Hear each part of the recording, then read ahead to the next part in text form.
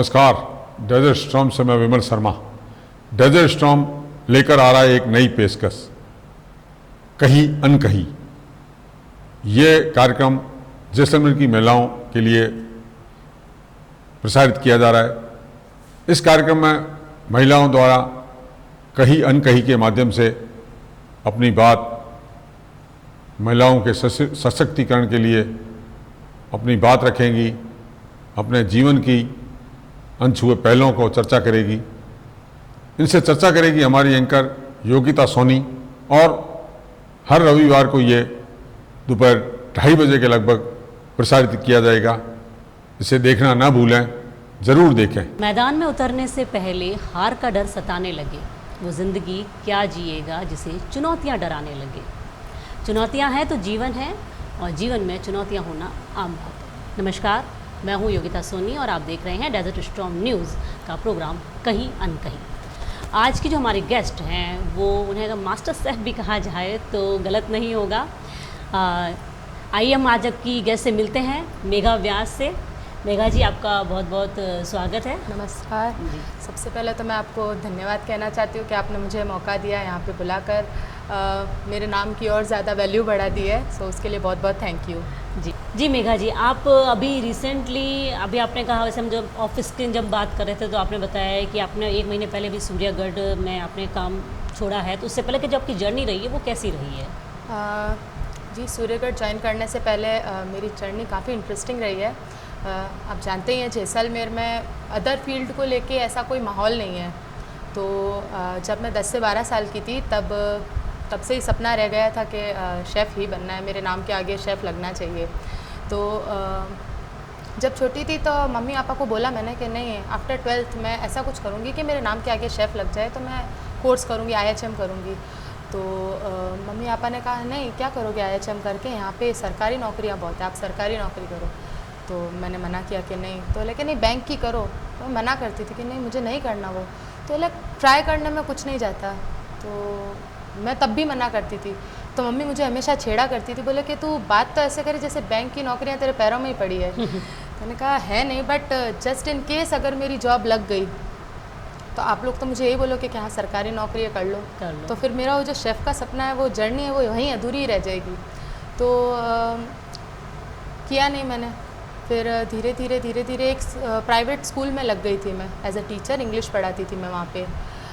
तो जब जॉब कर रही थी मैं वहाँ पे, उन्हीं दिनों में अराउंड में 20-21 साल की थी, तब मेरी एंगेजमेंट हो गई। तो जब एंगेजमेंट हुई मेरी, तो मेरे जो ग्रैंडफादर इन लॉ है, दादा ससुर है जो मेरे, उन्होंने पूरे जैसलमेर में हंगामा पीट दिया, बोले कि हमारी तो बहुरानी शेफ़ बनेगी।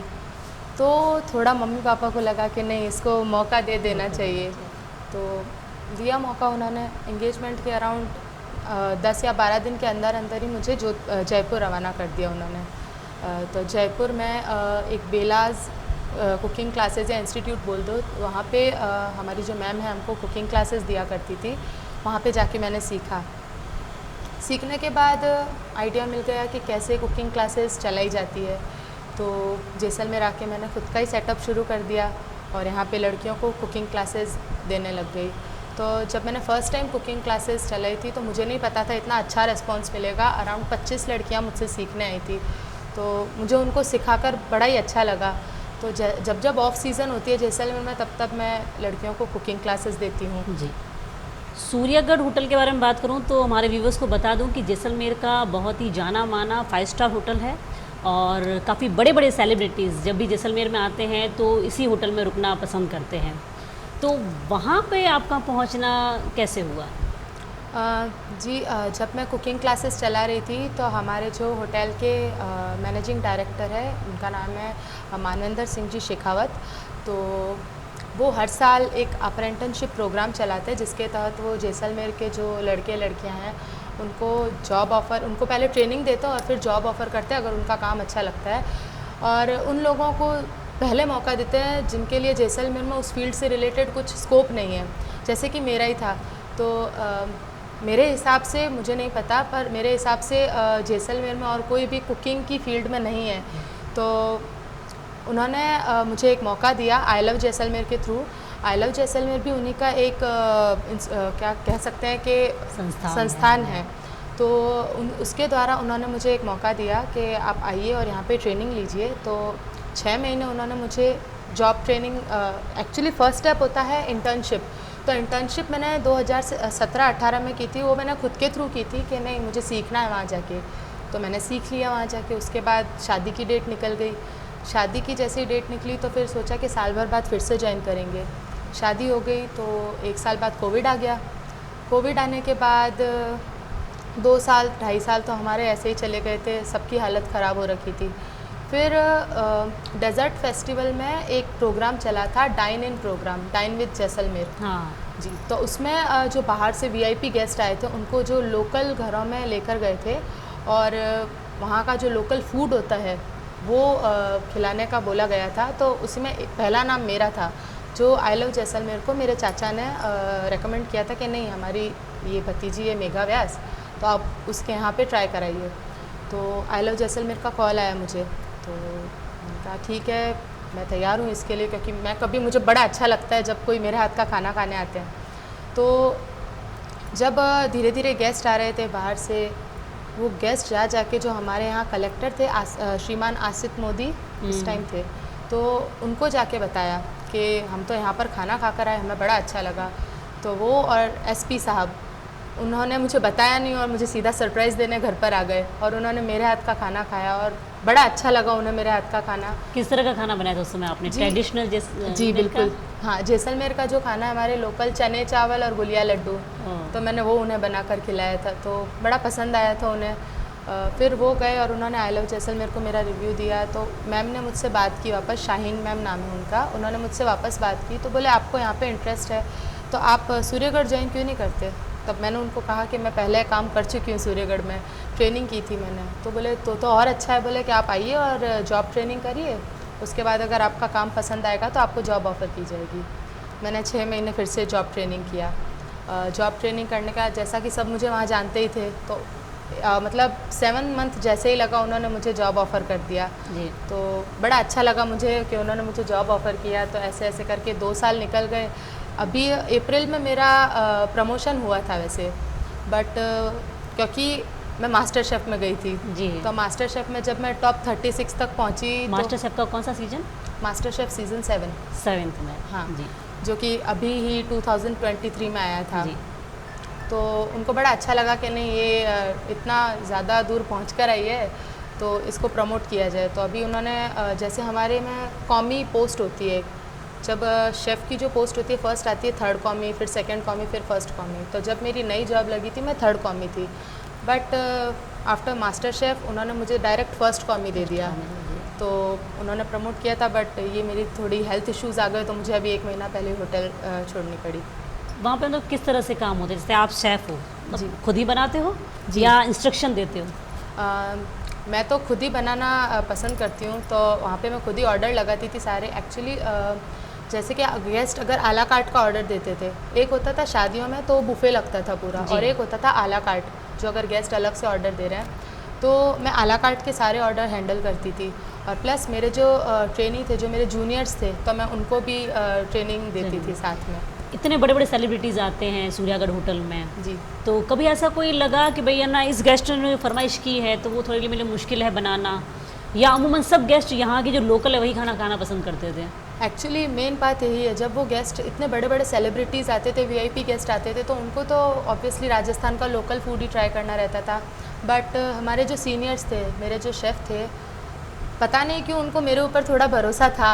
तो जब किसी गेस्ट के लिए, जैसे यहाँ पे चने चावल उन्होंने भी कभी खाए नहीं थे, ना उनको पता था बनाए कैसे जाते हैं, तो उन्होंने मुझसे, मैं एक बार घर से उनके लिए बना के लेके गई थी, उनको बड़ा पसंद आया। तो जब ये जैसे वीआईपीज़ आते थे तो मुझसे वो ज़रूर बनवाते थे कि नहीं तू ये ज़रूर बनाना। तो उन सब के सपोर्ट से मतलब काफ़ी हद तक मैं सीखी। बस एक चीज़ की थोड़ी कमी रह जाती थी हमेशा, वो थी नॉनवेज। मैं नॉनवेज नहीं बना पाती थी, बट मैंने कोशिश पूरी करी कि मैं उसको देख देख के सीखूं, क्योंकि मुझे अगर आगे बढ़ना है तो हर चीज़ देखना पड़ेगा और सीखना पड़ेगा। तो देखती रहती थी, सीखती रहती थी। ठीक है, जीवन में चुनौतियाँ आती है, चुनौतियों बिल्कुल आती को है, सामना करना उसका पड़ता है। सामना करना ही पड़ता है। कैसे भी करो, अगर आपको आपकी फील्ड में आगे बढ़ना है तो हर चीज़ का सामना करना पड़ेगा। अभी जो ये शादी थी इनकी सिद्धार्थ की और जी बिल्कुल, तो कियारा उसमें आडवाणी। हाँ कियारा आडवाणी की, तो उस समय भी आप वहीं थी? जी बिल्कुल, जब उनकी शादी हुई थी तब मैं वहीं पे थी। आपके लिए तो एक दिसंबर में। एडवेंचर हो गया होगा बहुत कि अच्छा वाला। सेलिब्रिटीज को देखना भी हो गया। और बहुत ज़्यादा, मतलब कितने ही सेलिब्रिटीज़ आए थे। अनिल कपूर साहब, आदित्य रॉय कपूर और धर्मेंद्र जी आए थे। करण जौहर तो यूँ समझ लो वो तो सूर्यगढ़ को अपना दूसरा घर मानते हैं। करीना कपूर, सैफ अली खान। और शादी में तो काफ़ी कम आए थे सेलिब्रिटीज़, बट ठीक है।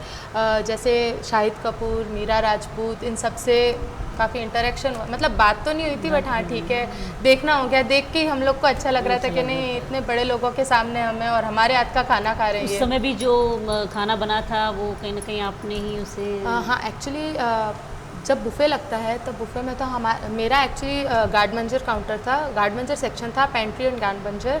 गार्ड मंजर में ऐसा होता है कि सैलेड, सैंडविचेस ये सब ज़्यादा रहते हैं। जी। हेल्थ काउंटर बोल सकते हो आप उसको।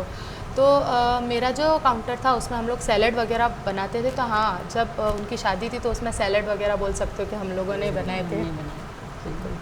आपका मास्टर शेफ़ का सफ़र कैसा रहा था? वहाँ का जो माहौल है, आपको लगा उस समय कि मतलब ये चीज़ थी जो मैंने वहाँ नहीं सीखी, अगर ये मैं चीज़ सीखी हुई होती तो शायद मुझे यहाँ बहुत काम आती। कोई ऐसी ट्रिक्स थी उनकी या कोई ख़ास चीज़? एक्चुअली मास्टर शेफ़ तो शुरू से ही मेरा सपना रह चुका है। जैसे मुझे था कि मेरा नाम बहुत छोटा लगता है मुझे, मेघा व्यास।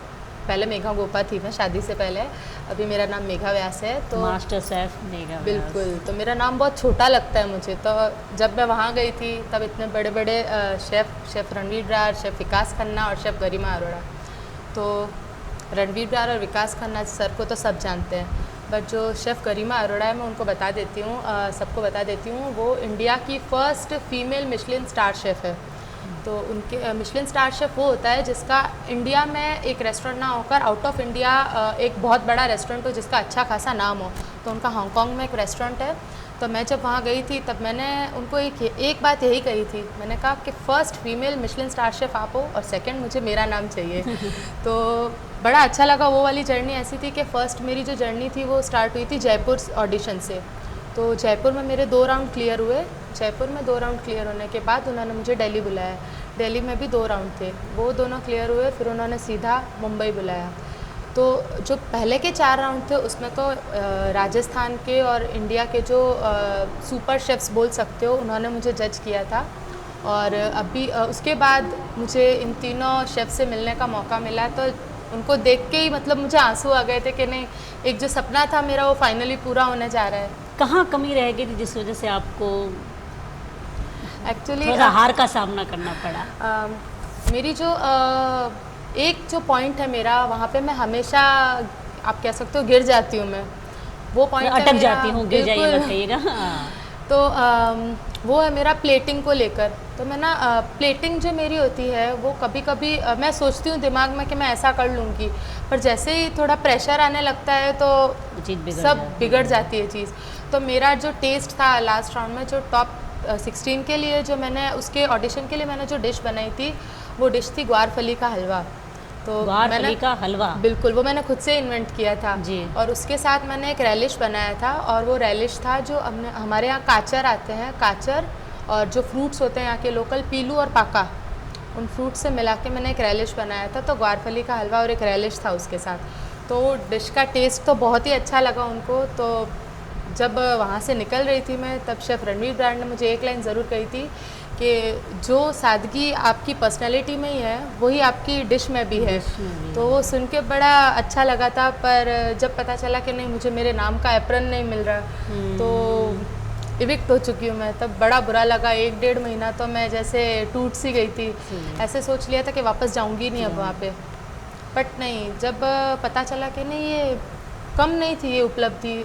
आज इतने लोगों के बीच से निकलना, 16 में से भी आना भी कोई कम चीज़ नहीं होती है। वहाँ तक पहुँचने के टॉप लिए 36 तक पहुँची, और वो भी अराउंड 50,000 लोगों से 1 लाख लोगों के बीच में। तो पहले तो मैं खुद को बहुत वो समझ रही थी कि नहीं, मैंने कुछ भी नहीं किया, ये नॉर्मल है। काफ़ी लोग वो बाकी 36 भी पहुँचे हैं, पर मम्मी पापा और इन लॉज का जो सपोर्ट मिला मुझे, उन्होंने मुझे इस चीज़ से जो निकाला, बोले कि तू समझ उस चीज़ को कि नहीं, अपने आप में लोग पहुँचते भी नहीं है वहाँ पे। अरे घर में खाना बनाते हैं ना तो भी एक्सपेक्ट करते हैं कि आज तारीफ होगी। हाँ। तो आप तो दिल्ली तक पहुंच चुके हो। वही तो बड़ा वापस उससे लगा कि हाँ कम तो नहीं है ये। फिर जैसे जैसे लोग जैसलमेर में जानने लगे, बोले हाँ मेघा व्यास कौन है, तो हाँ वो है जो वहाँ मास्टर शेफ़ में गई थी। तो ठीक है, हाँ लगा कि कुछ तो हासिल किया ही है। नहीं नहीं, बहुत कुछ हासिल किया है, कुछ नहीं आपने बहुत कुछ हासिल किया है। जैसलमेर की पहचान आपने दिल्ली तक छोड़ के आप आए हो, तो आगे की आपकी क्या प्लानिंग है? अभी मैं मेरा रेस्टोरेंट स्टार्ट कर रही हूँ जैसलमेर फोर्ट में ही हमारी होटल है, तो उसी में मैं मेरा रेस्टोरेंट स्टार्ट करने की कर रही हूँ। अभी धीरे धीरे काम चल रहा है उसका। मतलब रेस्टोरेंट का आपका विचार? जी बिल्कुल। हमारे चैनल के थ्रू आप लेडीज़ को क्या मैसेज देना चाहेंगे? मैं लेडीज़ को यही बोलना चाहूँगी, लेडीज़ गर्ल्स जो भी है यहाँ पर, एक्चुअली किसी को मौका नहीं मिलता है, पर एक मौके की तलाश में होती है सारी लेडीज़।